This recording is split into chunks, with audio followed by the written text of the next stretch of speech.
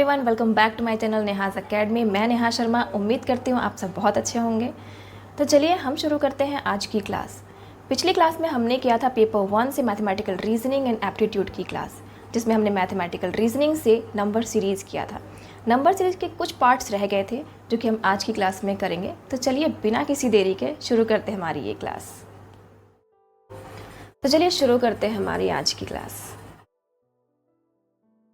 सबसे पहले हम करेंगे रिकैप सेशन। रिकैप सेशन से हम ये जानेंगे कि हमने लास्ट क्लास में क्या किया था। लास्ट क्लास में हमने किया था रीजनिंग एंड इसके टाइप्स। फिर हमने किया था नंबर सीरीज, जिसमें हमने सिर्फ कुछ टर्म्स किए थे। जो टर्म्स थे प्राइम नंबर से रिलेटेड, डिफरेंट सीरीज से रिलेटेड, मल्टीप्लिकेशन से रिलेटेड एंड देन डिवीजन से रिलेटेड। इन 4 तरह के सीरीज हमने कर रखे थे। इसमें मैंने आपको कुछ चीज़ें बताई थी, जैसे प्राइम नंबर्स आपको हमेशा याद रहना चाहिए। डिफरेंट सीरीज के लिए आपको एडिशन एंड सब्ट्रैक्शन हमेशा करते रहना चाहिए। इन सब की प्रैक्टिस बहुत ज़रूरी है, जो कि आप रैंडमली कभी भी कर सकते हैं। मल्टीप्लिकेशन के लिए आपको टेबल याद रहना चाहिए, जो कि कम से कम 30 तक हो, जिससे आपको डिवीज़न में भी फ़ायदा मिलेगा। तो ये सारी चीज़ें आपको बहुत अच्छे से याद रखनी पड़ेगी। याद रखिए, मैथ्स अगर नंबर्स का खेल है तो नंबर्स को जानना आपको बहुत ज़रूरी है, क्योंकि गेम आप तभी खेल सकते हो जब आप उनको अच्छी तरीके से जानते हो। तो चलिए चलते हैं हमारे नेक्स्ट स्लाइड की तरफ, जिसमें हम ये जानेंगे कि हमने जो सीरीज़ किया है अभी तक, उसके बाद और भी कौन कौन सी चीज़ें बाकी हैं। तो हम यहाँ पर देख रहे हैं कि हमें nth टर्म से रिलेटेड कुछ भी सीरीज़ हैं, जिसे हम इस तरह से कर सकते हैं सॉल्व।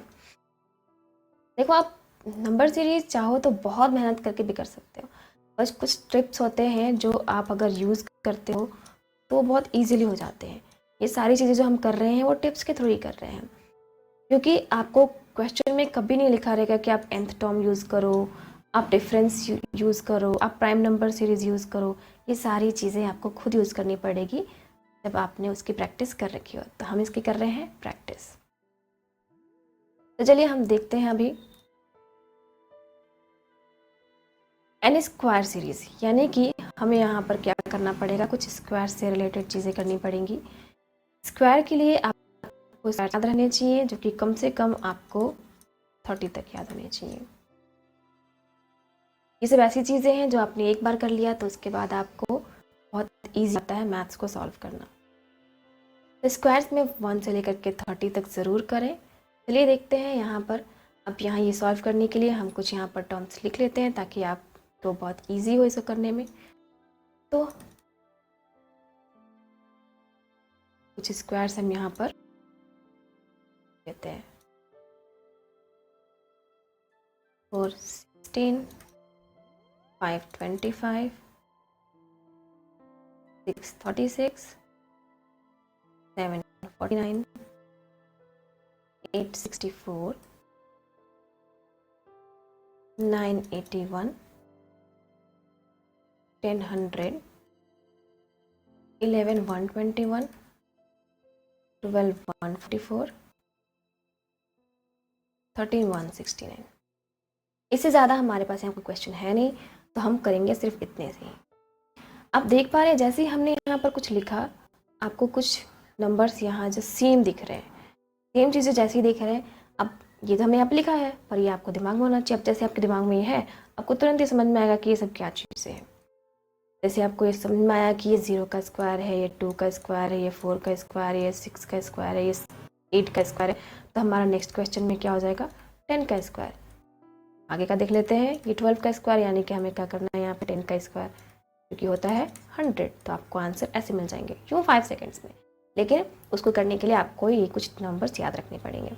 यानी यहाँ पे आप देख सकते हो 5 का स्क्वायर है, 6 का स्क्वायर है, 7 का स्क्वायर है। तो अभी हम आगे क्या करेंगे, 8 का स्क्वायर। तो मिल गया हमारे पास आंसर 64। कुछ चेक भी करना है तो आगे का देख लो आप, टर्म 9 का स्क्वायर या 10 का स्क्वायर है, यानी कि हमारा आंसर है 64, जो कि सही है। तो ये सब आप बहुत इजीली कर सकते हैं, कब, जब आपने इन नंबर्स को याद करके रखा हो। नेक्स्ट चलते हैं हम n² + 1 एंड n² - 1 के सीरीज़ पे। तो यहाँ पर जैसे मैंने कहा आपको स्क्वायर्स याद रहने चाहिए। स्क्वायर्स के थ्रू हम देख पाएंगे यहाँ पर कि जो 2 है वो रिलेट करता है कहीं ना कहीं 1 से, ये जो है वो रिलेट करता है 4 से, ये 9, 16, 25, 36 एंड ये 64 से। ये रिलेशंस आपको पहचान में तब आएंगे जब आपको स्क्वायर्स याद हो। अभी देखो स्क्वायर्स याद है, हमने देख लिया कि इसके आसपास की चीज़ें हैं, तो कैसे हो पाएगा ये? इन सब में क्या है? +1 सब में कर दिया है।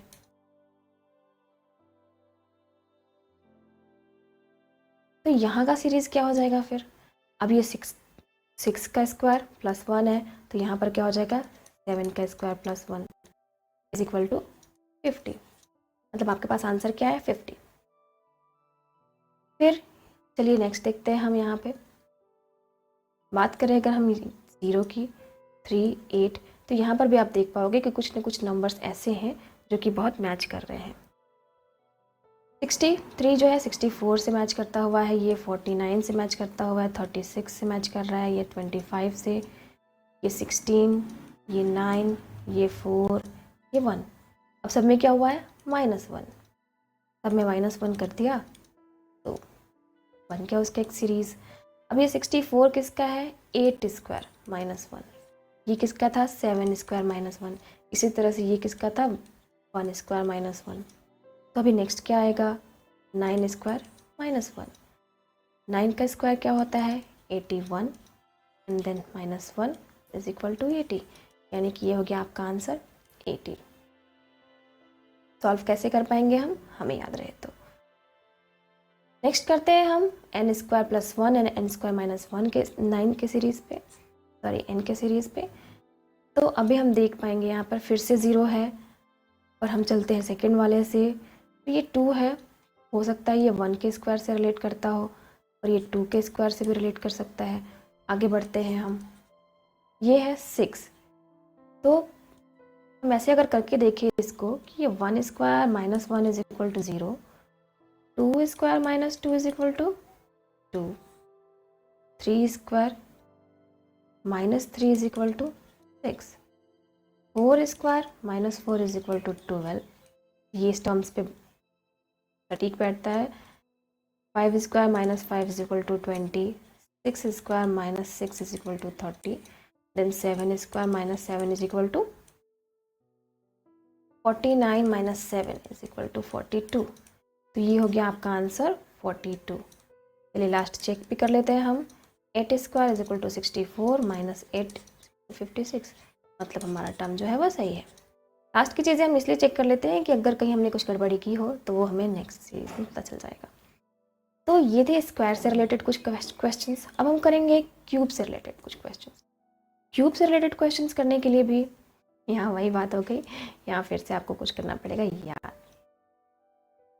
1 का क्यूब 1, 2 का क्यूब 8, 3 का क्यूब 27, 4 का क्यूब 64, 5 का क्यूब 125, 6 का क्यूब 216, 7 का क्यूब 343, 8 का क्यूब 512, 9 का क्यूब 729, 10 का क्यूब 1000। आपको क्यूब से याद करने चाहिए कम से कम 15 तक, क्योंकि इससे ज़्यादा का जब भी आएगा ना तो वो मैं कह सकती हूँ इससे ज़्यादा कभी नहीं आता।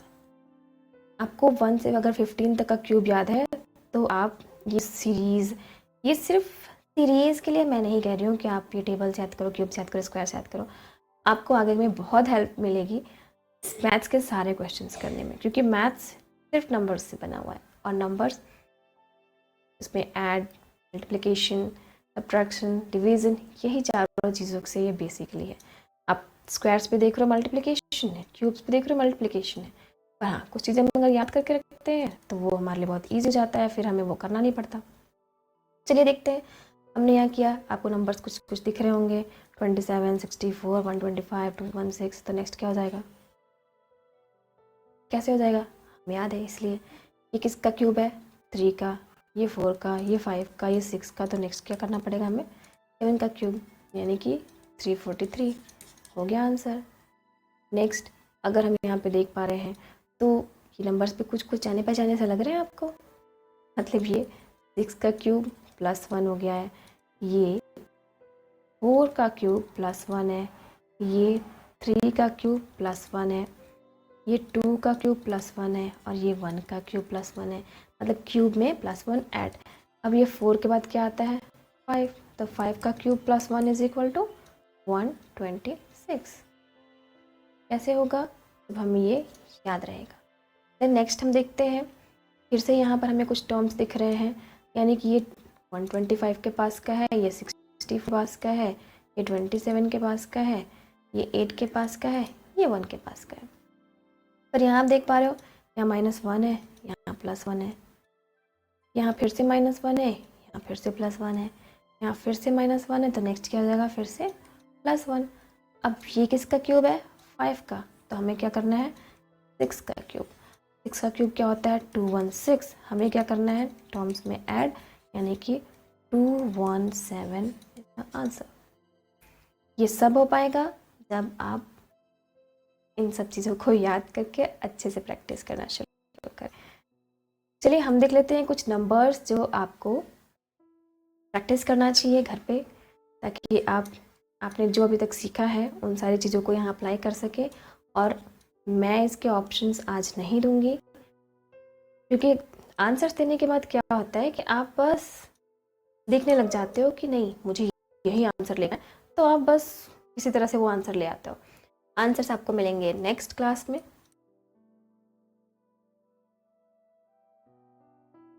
अभी करना है आपको ये प्रैक्टिस।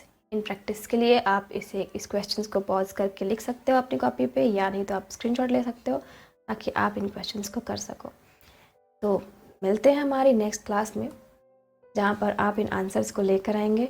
आप आंसर्स कमेंट बॉक्स में डाल सकते हो, या नहीं तो फिर आप अपने पास भी लिख के रख सकते हो। जब हम नेक्स्ट क्लास में आंसर्स करेंगे तो आप बिल्कुल उसको कर सकते हैं। तो आई होप आपको ये वीडियो पसंद आई होगी। पसंद आई है तो प्लीज़ लाइक करें, दोस्तों के साथ शेयर करें, सब्सक्राइब करना ना भूलें, एंड हाँ बेल आइकन को प्रेस भी करना ना भूलें, क्योंकि अगर आप उसे प्रेस करते हैं तो आपको इससे रिलेटेड सारी वीडियोस बहुत आसानी से मिल जाती हैं। तो thank you so much. Let's learn, achieve and grow.